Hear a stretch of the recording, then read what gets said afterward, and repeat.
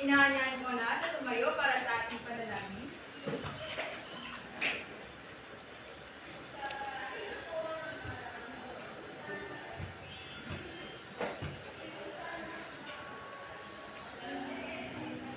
Tayo'y manalangin.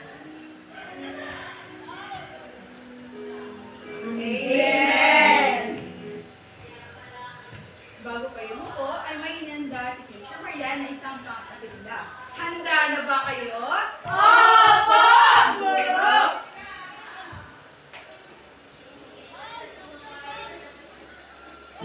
Sabay-sabay natin tantayin ang damdamin ko. Mag-aral tayo'y mag-aral, maraming pera, maraming pera.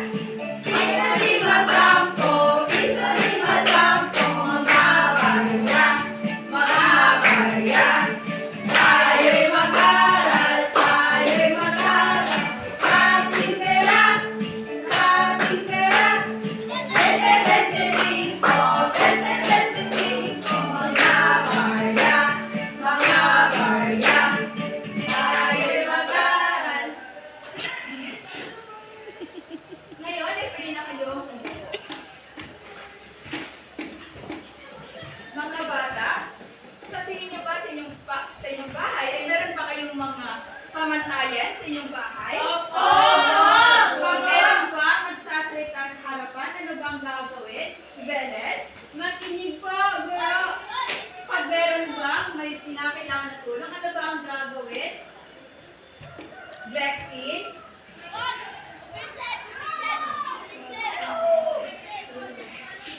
Eva? Tulungan po, guro! Tama! Ngayon, alam niyo ba rin na pag dito sa ating paaralan, ay meron din tayong mga alituntunin na dapat nating sundin. Mga bata, basahin niyo natin ang ating alituntunin sa ating paaralan.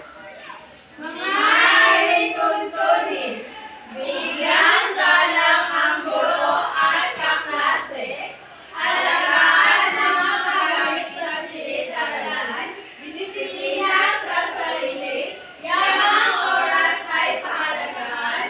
Inobasyon ay tanggapin ng bukas ang isip. Tumulong at makiisa sa mga gawain. Naintindihan ba ang ating mga alituntunin sa ating silid-aralan? Opo, guro! Mga bata, may ideya ba kayo kung ano ba ang insentibo chart? Hindi po! Ngayon, si Teacher Mariel ay may hinanda ang insentibo chart. But bago yan, ay may gustong ipapakilala muna si Teacher. Kilala niyo ba si Teacher Maria? Hindi po! Gusto niyo rin ba siyang makilala? Opo! Magbilang nga kayo hanggang isang ng tatlo. Sige nga. Isa, dalawa, tatlo! Wow! Ito nga pala si Teacher Mariel. At si Teacher Mariel ay may inahandang insentibong chart. Ano ba ang napansin nyo sa insentibo na nasa ating harapan ngayon? Lirasan? Teacher, may mga bata po. May mga bata? Ano pa? Eva? Teacher, may maraming pera po. May maraming pera? Ano pa? Yes, Beles? May 4 na grupo po. Magaling. Ang iyong mga sinabi ay tama. Sa makita nyo sa ating harapan, ang ating sitibo dito ay may 4 na grupo. Para sa unang pangkat ay naungalang si Masinong Master. Sa pangalawa naman ay si Tipid Champions. Sa pangatlo ay si Wais at Tanggap-Plano at sa panghuli naman ay Budget Heroes. As makita nyo dito, ay merong mga barya. Ang mga barya ito ay may katumbas na puntos. Maaari ko lang nalagyan ang mga biglang ilaw na ito pag kayo ay naging aktibo sa lahat ng ating aktibidad na gagawin ngayong hapon. Naintindihan ba mga bata? Opo, guro! Kung sino man ang unang makapuno nito ay may makakatanggap sila ng premyo. Gusto niyo rin ba makatanggap ng premyo? Opo, guro! Kung ganon, ay maging aktibo kayo at partisipato sa ating gagawing aktibidad.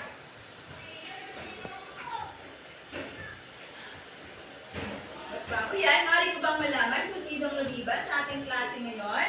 Wala po, guro! Kung ganon, ay masaya ako malaman yon. Bigyan nyo nga ang inyong sarili ng 5 bagsak. 1, 2, 3, 4, 5.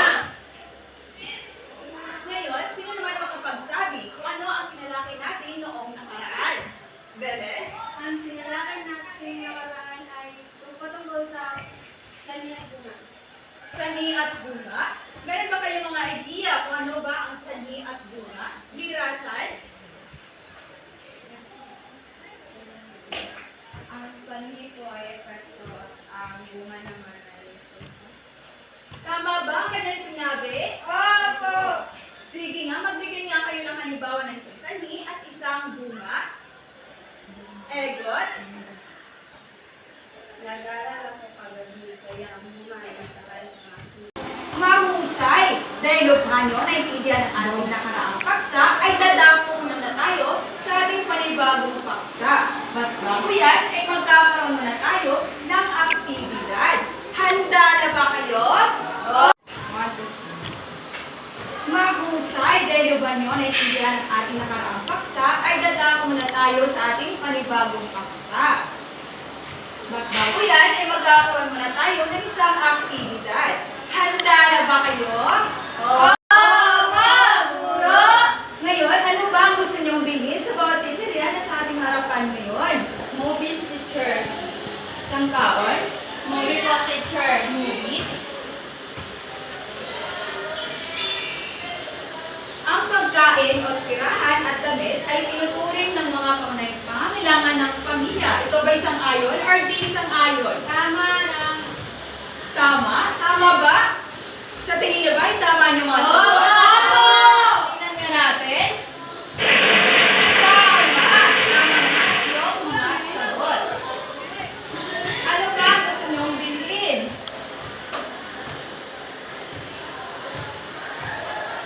Beles? Flower. Onion rings. Onion rings?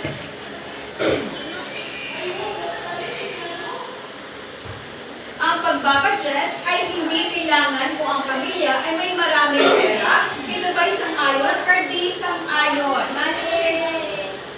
Mali? Sige nga, tingnan natin kung tama yung mga sagot. Tama! Mali ito.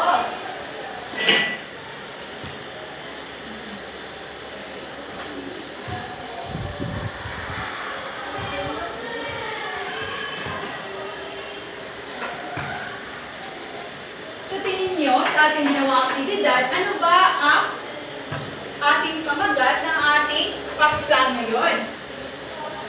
Apple? Bigla-bigla ang tatalakay natin ngayon ay Sa pag-budget? Ano pa? May ideya pa ba kayo?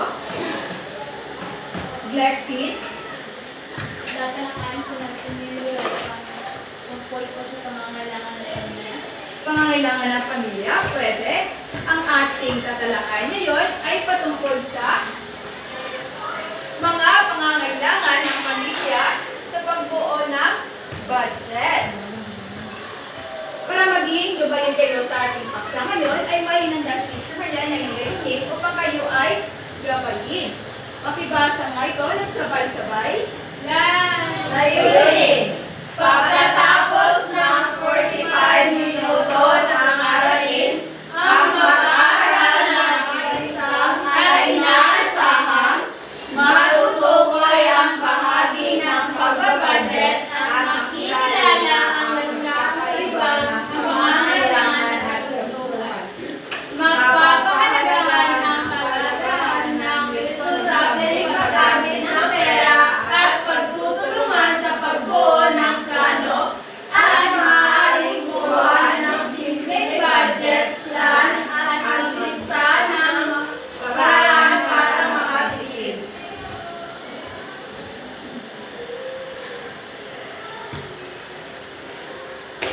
Ngayon, itatalakay muna natin kung ano ba ang pangangailangan ng pamilya at pangunahing gamit at gusto at ang mga gusto na dapat nating bilhin. Alam niyo ba ang mga pangunahing pangangailangan ng isang pamilya? Hindi po. Ngayon ay basahin niyo muna na ito kung ano ang pangangailangan ng pamilya at mga pangunahing pangangailangan. Pangangailangan ng pamilya. Pangunahing pangangailangan. Mga bagay na kailangan para mabuhay at mamuhay ng maayos tulad ng pagkain, tirahan, damit, pagkalusugan at edukasyon. Pag sinabi natin pangangailangan, ito ay pinakailangan ng isang pamilya. Kagaya lamang ng damit, tirahan, pagkain at damit. Pag ba ang isang pamilya ay walang ganyan, ay mabubuhay ba sila o hindi? Bakit ba nang hindi sila mabubuhay? Dahil Sila ay magugutom. itaas mo. Pag kayo ay may sagot, ay tataas nyo ang inyong kamay. Sige nga, ang kanang kamay. Sige nga, Egot. Hindi sila mabubuhay dahil sila ay magugutom. Tama. Naintindihan ba ang mga pangangailangan ng pamilya? Opo.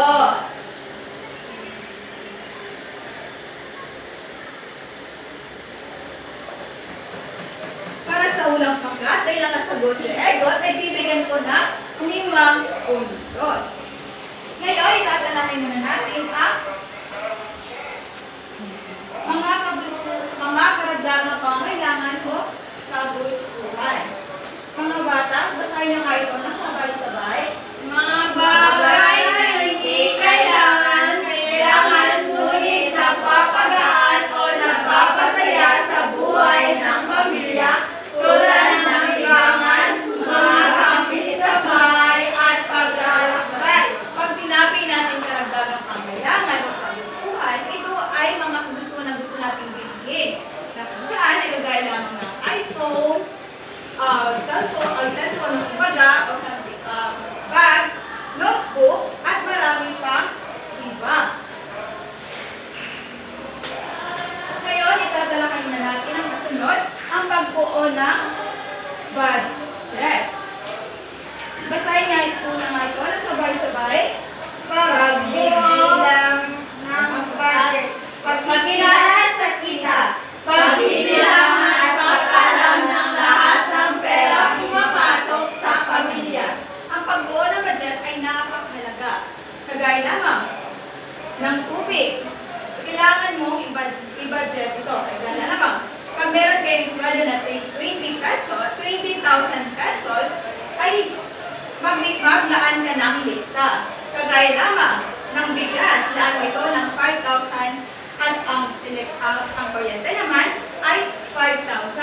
At ang pangsabahay naman, kagaya ng bigas, tubig at marami pang iba, ilalaan mo ito sa 1,000 o sa mahigit pa nito. Ngayon, itatalakay na natin kung ano ang paglilista ng gastuhin. Basahin nyo nga ito na sabay-sabay. Paglilista ng gastuhin. Pagsusulat ng lahat ng gastuhin para sa mga pangangailangan at kagustuhan. Pag sinabi na natin paglilista ng gastuhin, ay hindi lamang ito sa pangangailangan, kundi rin sa kagustuhan. Pag sinabi natin pangangailangan, ito yung bigas, kuryente, damit at marami pang iba. Pag sinabi naman natin kagustuhan, ito ay ang ating pinaglibangan. Kagaya lamang ng damit, mabagong damit at bagong sapatos, bagong sandals at marami pang iba. Ngayon, dadako na tayo sa paglaan ng pera. Basahin niyo nga ito na sabay-sabay. Paglaan ng pera. Paggawa ng plano para mapagkasya ang pera sa lahat ng pangangailangan upang binibigyan ng prioridad ang mga kailangan. Pag sinabi ng paglalaan ng pera, kagaya naman ng pag-iipon. Pag-iipon pag mayroong emergency o marami pang kailangang bilhin. Naintindihan ba ninyo mga bata? Opo, guro. Naintindihan ba ninyo ang mga pangangailangan ng pamilya at pagbuo ng budget? Opo, guro.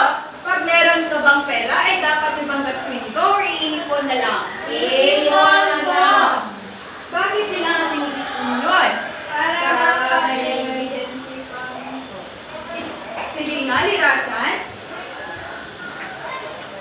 Kapag may kailangan tayo, may makakuha tayo sa ating mga. Tama! Bigyan nyo nga si Lirasan ng 5 bagsak. Isang, dalawa, tatlo, apat, lima. Para sa karagdagang kaalaman ay may inanda si Teacher Mariel na isang maikling video.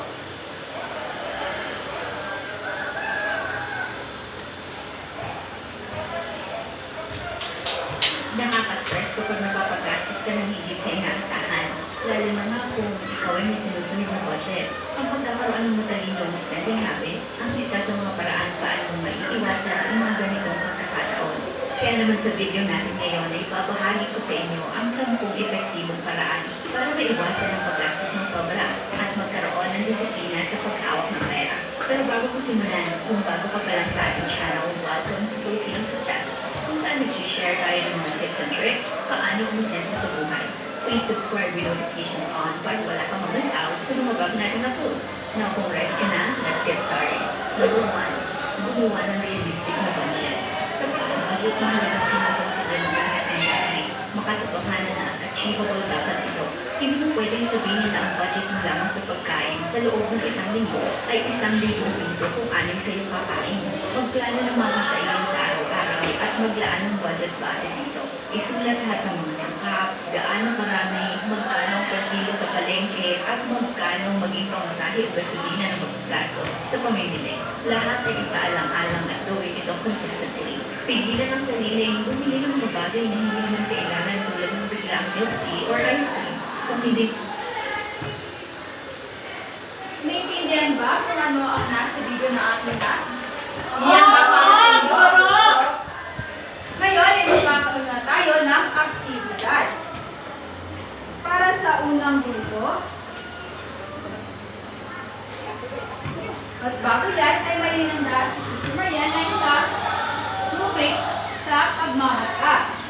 Para sa nilalaman ay may 40% sa pagkain ay 30%, sa kooperasyon naman ay 20%, at sa presentasyon naman ay 10%, sa kabuuang ito, marka ay 100%. At babasahin ko muna ang para sa unang grupo. Para sa unang grupo ay paghiwalay ang mga ibinigay na narawas sa salita o 2 kategorya. Ang bagay ito ay pangailangan o kagustuhan.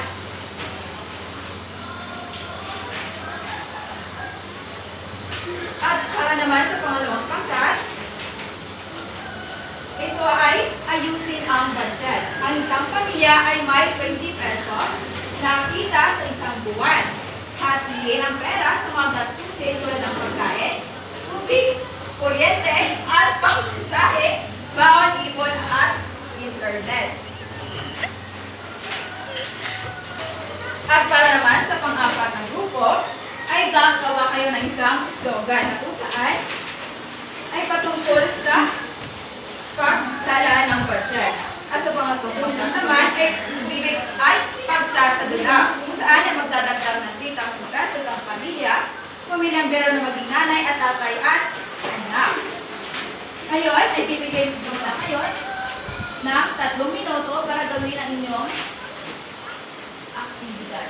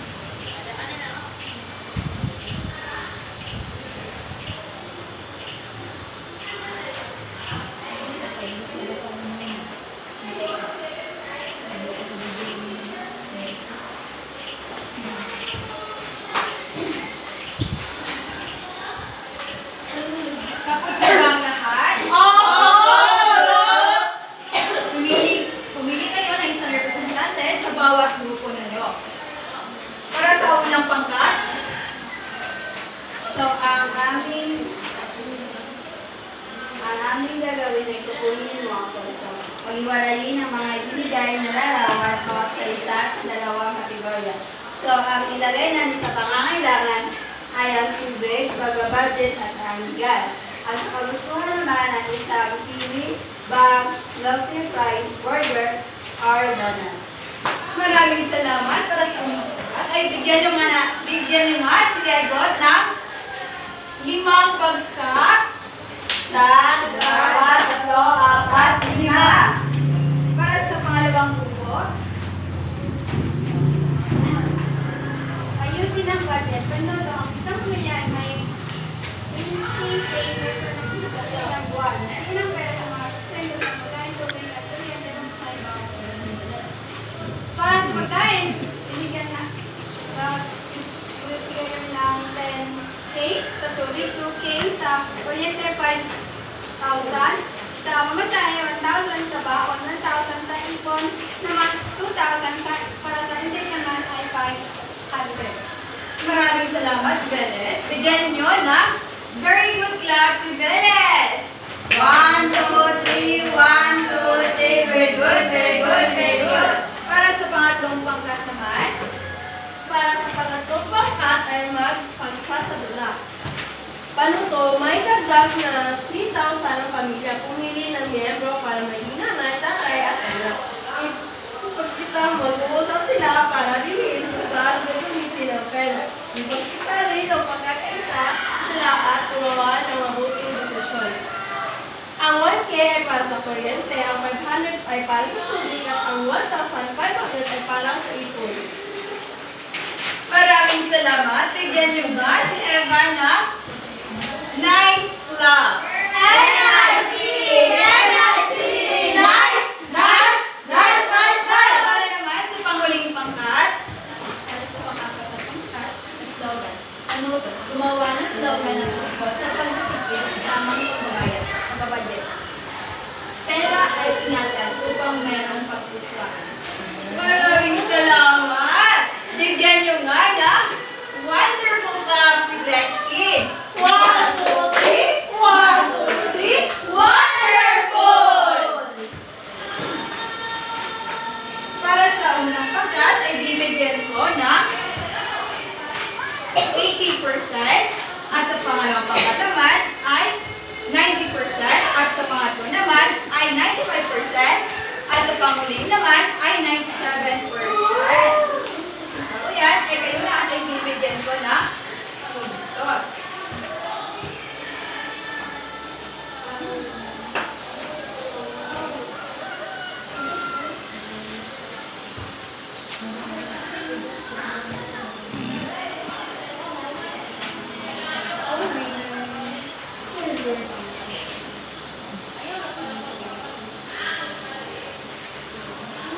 Ngayon mga bata, wala ba kayong mga katanungan?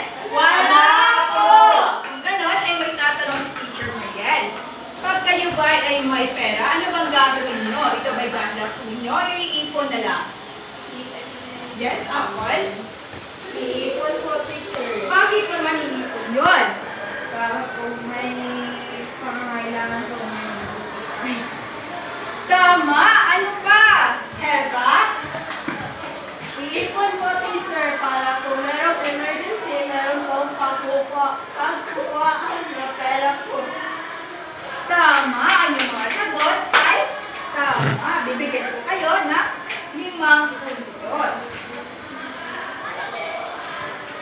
Mga bata, ang pangangailangan ng pamilya at pagbuo ng budget ay napakalaga na ating sundin at ating ang ating isasanay ito. Ngayon, ipagkakaroon muna tayo ng isang pagsasanay. Kumuha kayo ng inyong kwaderno at sagutan ang mga tanong na ibibigay ito. Bago yan, ay babasahin ko muna ang ating panuto. Sumulat ng pangangailangan.